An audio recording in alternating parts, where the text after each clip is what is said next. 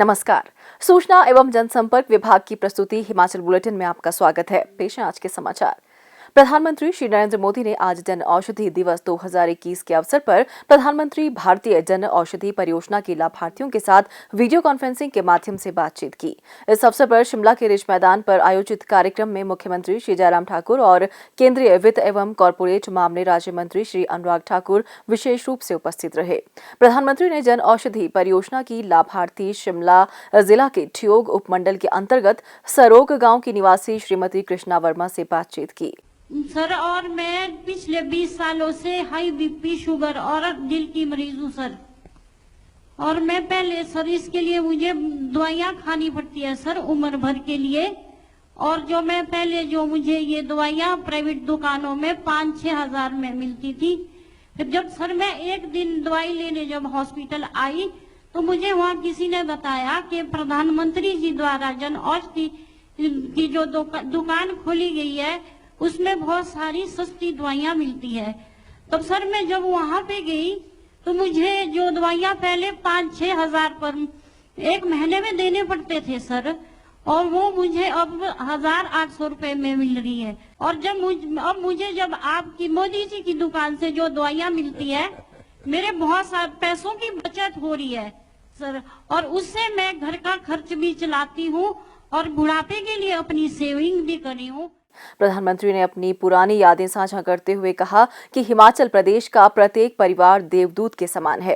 हिमाचल वासियों का राष्ट्र की सेवा में सदैव ही सराहनीय योगदान रहा है। मुझे बहुत अच्छा लगा कि आप भी औरों को इस काम के लिए प्रेरित करती हैं। मोदी की दुकान पर लोगों को भेजती हैं। आप लोगों के पैसे बचेंगे तो अच्छे काम में आएंगे।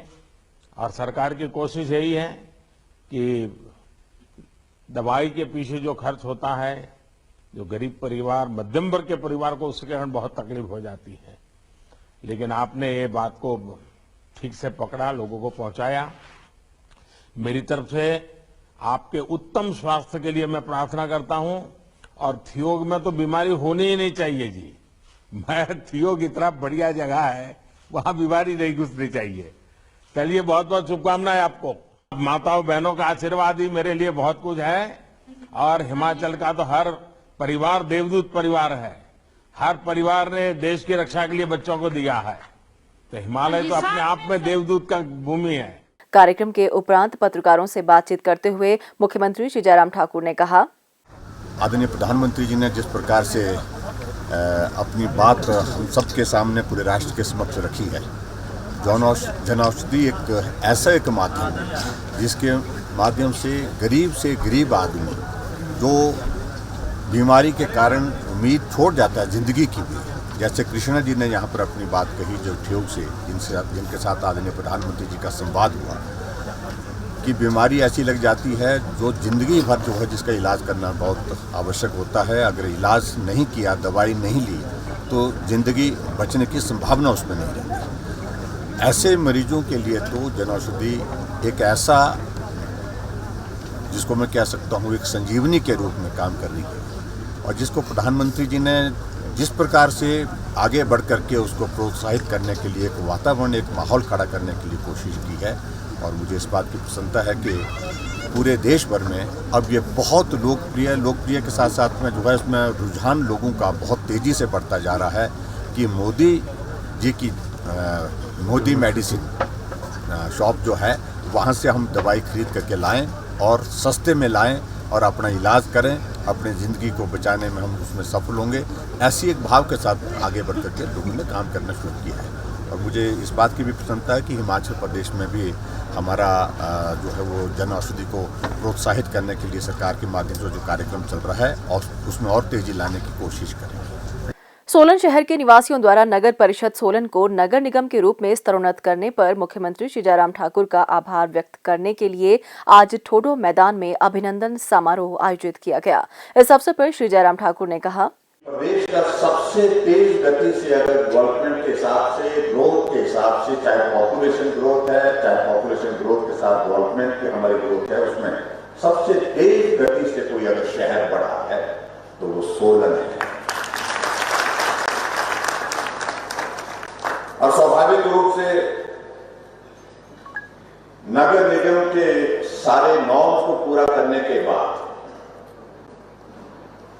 आपकी बार बार मांग करने के बावजूद भी वो मांग पूरी नहीं हो पा रही थी। वो मांग पूरी हुई,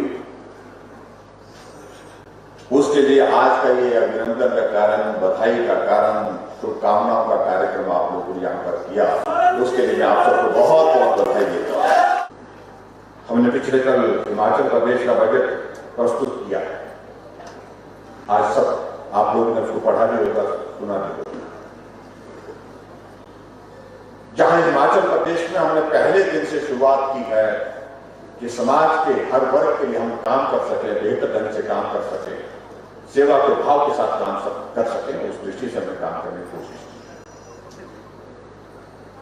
पहली कैबिनेट का निर्णय हमारी सरकार, हिमाचल प्रदेश में पहली कैबिनेट का निर्णय हमने बुजुर्गों के लिए समर्पित किया, जिन बुजुर्गों की वजह से हमने दुनिया को देखा, दुनिया को सीखा, समझा। हमने कहा पहला निर्णय उन बुजुर्गों के लिए समर्पित करना चाहिए। हमने 70 वर्ष की आयु से ऊपर सभी को आय से हमें छूट होकर पेंशन का प्रावधान किया। और उसके बाद और निर्णय लिया हमने एक निर्णय और किया, जिस निर्णय के अनुसार हमको ये लगा कि गांव के लोगों को शहर में आकर के दफ्तरों में जाकर के चक्कर काटने पड़े, उसके लिए गांव में सुविधा हो, गांव में समस्या का समाधान हो। जनमंच की शुरुआत की, जिसका कांग्रेस के लोग बहुत विरोध करते हैं। आज भी उनको जब चीखना चिल्लाना होता तो जनमंच का जिक्र करते हैं।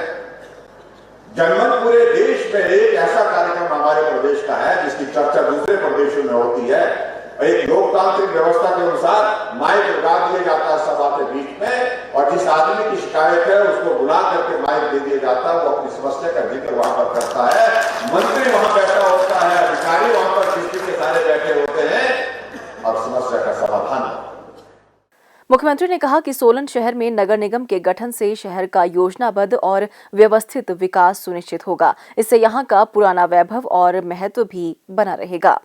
मुख्यमंत्री ने कहा कि वर्तमान प्रदेश सरकार ने लोकतंत्र की सबसे निचली व महत्वपूर्ण इकाई के संस्थानों में लोगों की सक्रिय भागीदारी सुनिश्चित करने के लिए राज्य में 412 नई ग्राम पंचायतें, 7 नगर पंचायतें और 3 नगर निगमों का गठन किया है। मुख्यमंत्री ने कहा कि राज्य के लोग जनमंच, मुख्यमंत्री हेल्पलाइन 1100, सहारा योजना, गृहिणी सुविधा योजना, हिम केयर जैसी अनेक योजनाओं से अत्यधिक लाभान्वित हुए हैं।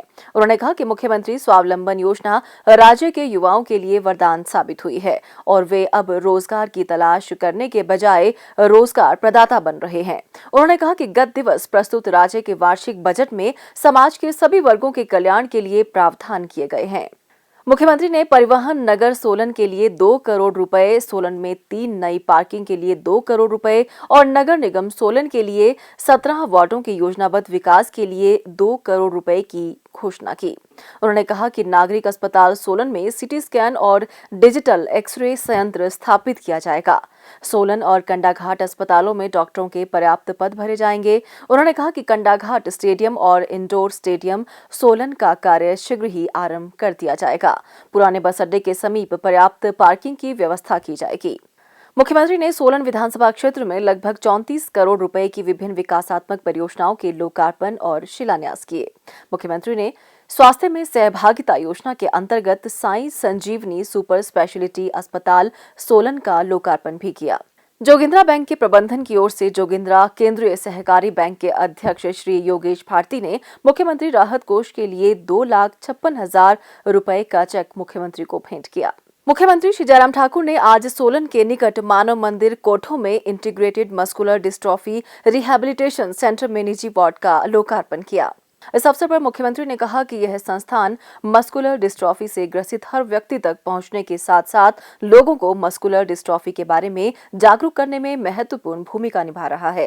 मुख्यमंत्री ने कहा कि निस्वार्थ भाव से मानवता की सेवा में कार्यरत यह संस्थान प्रभावित व्यक्तियों के उपचार के लिए वैज्ञानिक अनुसंधान और बेहतर उपचार की सुविधाएं स्थापित करने के लिए भी कार्यशील है।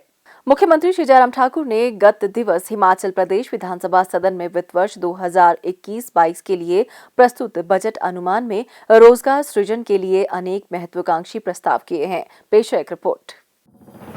बजट से आएगी नौकरी की बहार। हिमाचल प्रदेश के युवाओं के लिए बढ़ेंगे रोजगार के मौके। मुख्यमंत्री जयराम ठाकुर ने वित्त वर्ष 2021-22 का बजट पेश करते हुए रोजगार सृजन से जुड़े कई प्रस्ताव सदन में रखे।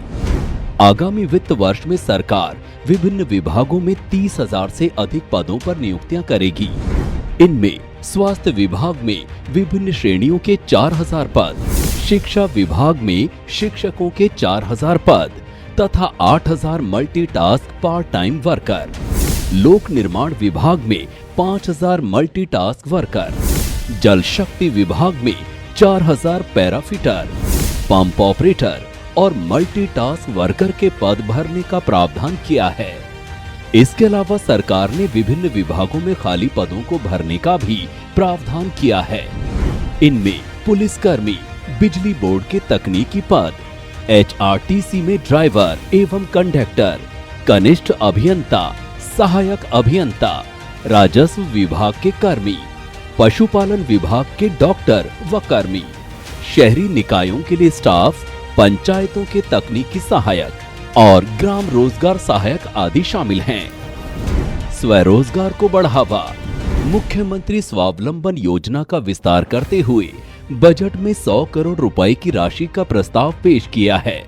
इतना ही नहीं, रोजगार मेलों व कैंपस साक्षात्कारों के माध्यम से 7,000 बेरोजगारों को निजी उद्योग में रोजगार का प्रस्ताव भी रखा है। इसके अलावा building construction worker welfare board के माध्यम से कामगारों को और सहायता दी जाएगी। कौशल विकास भत्ता व औद्योगिक कौशल विकास भत्ता योजना 2018 के अंतर्गत ऑनलाइन पंजीकरण करके भी रोजगार सृजन में कारगर उपाय किए जाएंगे।